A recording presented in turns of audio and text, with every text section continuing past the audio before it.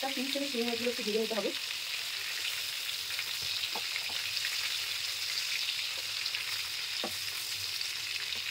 তেলটা মিডিয়াম ফ্লেমে করে দেবেন রান্না করার সময়।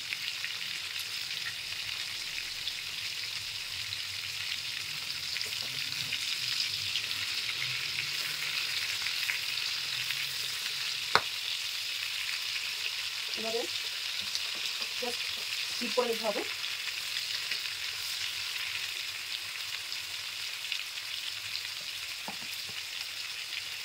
আচ্ছা, চিংড়ি মাছগুলো যখন ভাজা ভাজা হোক ততক্ষণে আপনাদের মশলাটা কীভাবে বানাতে হবে সেটা আপনাদের দেখিয়ে দিই। এর জন্য কিছু বাড়িরই মশলা আমাদের লাগবে। বাড়িতে যেসব মশলাগুলো পাওয়া যায়, এটা গরম মশলা সমস্ত একসাথে আছে, যেটা দালচিনি, এলাচ, লবঙ্গ, এটা হচ্ছে আপনার ব্ল্যাক পেপার, হলুদের গুঁড়ো, আমি জিরে গুঁড়োটাকে আগে থেকেই একটু ভেজে গুঁড়ো করে নিয়েছি, আর এটা হচ্ছে ড্রাই চিলি, আর এটা হচ্ছে গোটা ধনে। তো এই যে হোল মশলাগুলো আছে, হোল মশলাগুলোকে একটু ড্রাই রোস্ট করে এটা গ্রাইন্ড করে নিতে হবে। চলুন ততক্ষণ ড্রাই রোস্টটা করে নিই।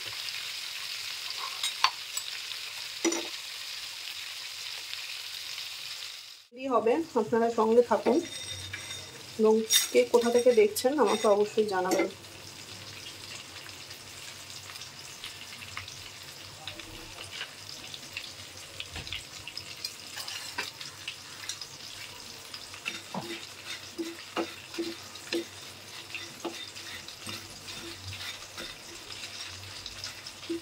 মশলা যখনই আপনি ড্রাই রোস্ট করে নেবেন, মশলার ফ্লেভার অনেক বেশি ভালো খেতে লাগবে। চলুন, এদিকে আমাদের চিংড়ি মাছটাও সুন্দর করে ফ্রাই হচ্ছে।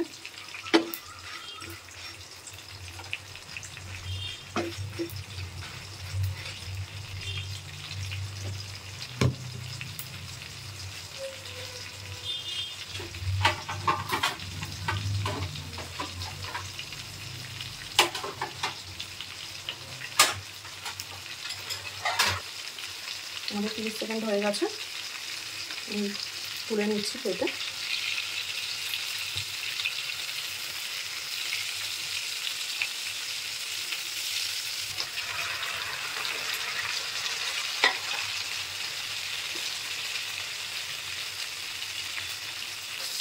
এইভাবে এই চিংড়ি মাছটাকে আমি সুন্দর করে ফ্রাই করে নেবো, 30 সেকেন্ডের বেশি করবো না।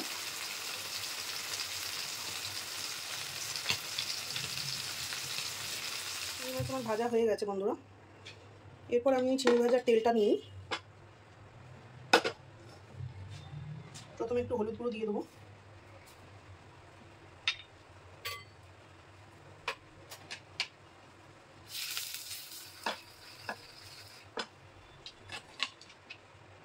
তারপর একে একে পেঁয়াজ কুচি,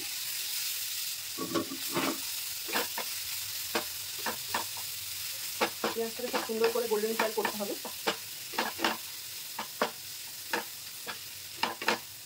এই রেসিপিটার জন্য একটু বেশি সর্ষের তেল লাগে, তো নাহলে ভালো করে ফ্রাই হয় না। মিডিয়াম আছে সুন্দর করে ফ্রাই করে নেবেন।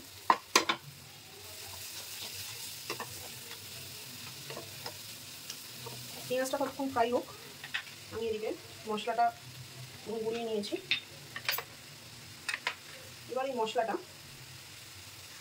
এই যে মশলাটা দেখতে পাচ্ছেন, এটা গোড়ানো মশলা, এটা আমি এই টক দইয়ের মধ্যে সুন্দর করে মিশিয়ে নেবো, যাতে মশলাটা সুন্দরভাবে ব্লেন্ড হয়ে যায়।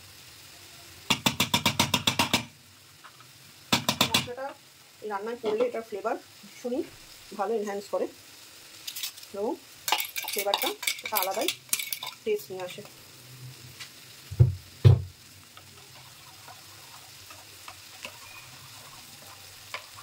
পেঁয়াজ এদিকে ভাজা ভাজা হয়ে গেছে, আর একটু সুন্দর করে পেঁয়াজগুলোকে ভেজে নেবো বন্ধুরা। এই রান্নাটা আপনারা বাড়িতে অবশ্যই ট্রাই করবেন, ভাতের সাথে, রুটির সাথে। আমি এখানে অল্প একটু হলুদের ব্যবহার করছি।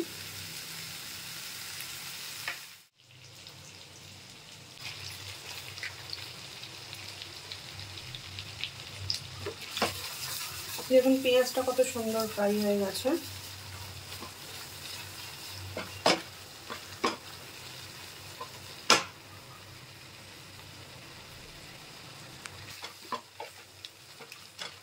এই মোমেন্টে আমি যে ফেটানো মশলার সাথে যে দইটা আছে এটা আমি দিয়ে দেবো।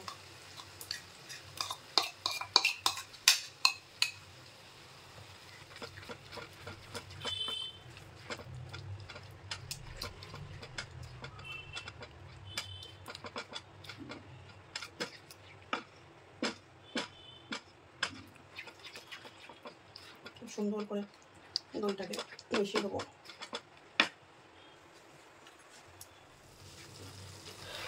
কত সুন্দর তেল ছেড়েছে। এবার আমি এখানে একটু নুন দিয়ে দেবো।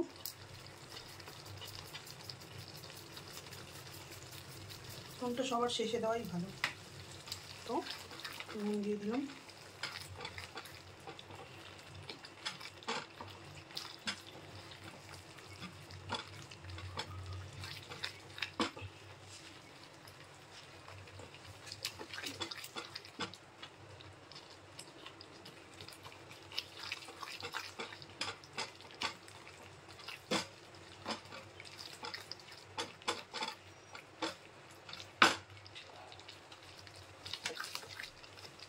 মাছগুলোকে আমি প্লেসিং করে দিলাম।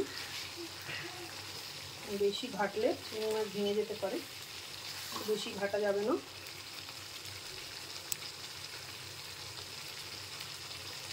খুব সুন্দর স্মেল এসছে, ভীষণই সুন্দর স্মেল দিচ্ছে।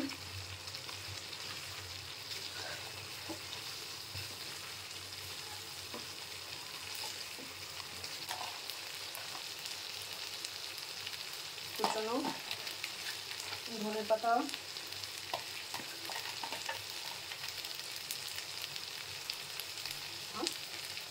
দুটো ছেঁড়া লঙ্কা দিয়ে দেবো।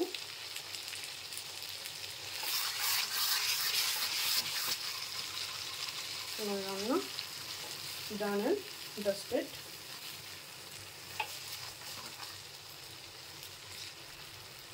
ডেফিনেটলি বাড়িতে এটা ট্রাই করুন, আপনাদের অবশ্যই ভালো লাগবে।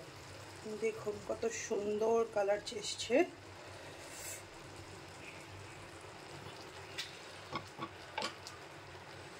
অসাধারণ।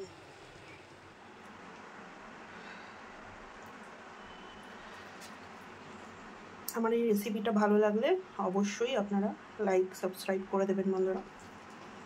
দেখুন কত সুন্দর গ্রেভিটা এসছে।